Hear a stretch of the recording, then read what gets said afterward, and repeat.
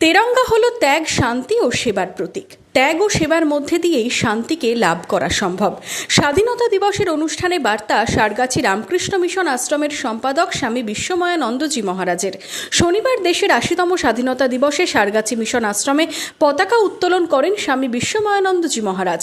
এদিন ছাত্রছাত্রীদের অংশগ্রহণে হয় সাংস্কৃতিক অনুষ্ঠানও। সেখানেই পড়ুয়াদের ত্যাগ ও সেবার মধ্যে দিয়ে দেশ সেবার বার্তা দেন স্বামী বিশ্বময়ানন্দজি মহারাজ। যারা খেয়াল রাখবে না তারা ভারতবর্ষের নাগরিক নয়, এটা মনে রেখো।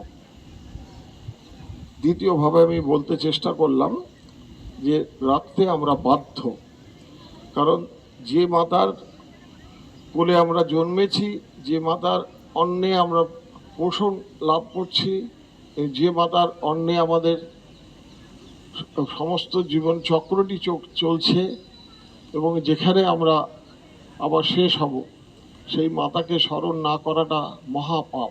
বঙ্কিমচন্দ্র যেমন দুর্গার জায়গায় ভারত মাতাকে ভেবেছেন, স্বামী বিবেকানন্দ তেমন বলেছেন আগামী 50 বছর ভারত মাতাই তোমার আরাধ্য দেবতা হোক। কখনো বিভিন্ন রূপে হলেও যে যে ভাষাতেই বলুন, ভাবনাটি এই ভারত মাতা আমাদের মাতা, সকলের মাতা।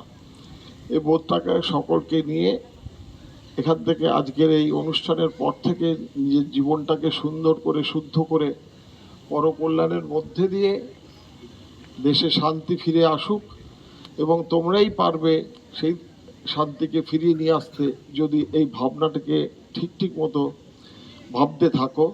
স্কুল পড়ুয়াদের মধ্যে দেশাত্মবোধ ও দেশ সেবায় এগিয়ে আসার বার্তা দেন সারগাছি রামকৃষ্ণ মিশনের সম্পাদক। Bureau report, Madhyabanga news.